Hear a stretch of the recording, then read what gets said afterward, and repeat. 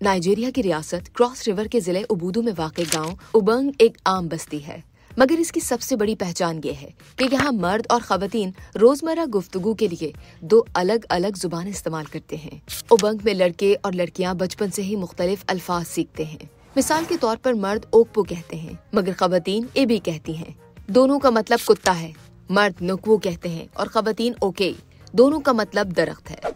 मसलन कपड़े के लिए मर्द निकी का लफ्ज इस्तेमाल करते हैं, जबकि ख़वातीन लिबास को एरिगा कहती हैं। अगरचे मर्द और ख़वातीन मुख्तलिफ अल्फाज इस्तेमाल करते हैं, लेकिन दोनों एक दूसरे को बखूबी समझ लेते हैं।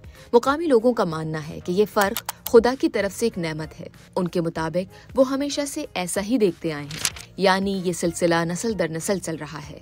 ये उनकी शनाख्त और सकाफत का हिस्सा है जो उन्हें दुनिया के बाकी मुआशरों से मुनफरिद बनाता है। उबंग मर्द और ख़वातीन एक दूसरे की बातें बखूबी समझते हैं, क्योंकि लड़कियां और लड़के अपने वालिदैन के साथ ही रहते हैं, इसीलिए वो दोनों जुबानें सीख जाते हैं। लेकिन 10 साल की उम्र को पहुंचने के बाद लड़कों से तवक्को की जाती है कि वो मर्दाना जुबान इस्तेमाल करें।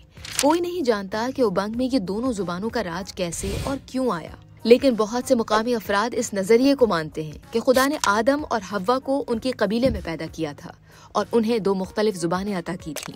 उनके बाद हर नस्ली गिरोह को भी 2-2 जुबानें मिलना थीं, लेकिन इतनी जुबानें थी ही नहीं, इसीलिए ये मामला सिर्फ उबंग तक ही महदूद रह गया।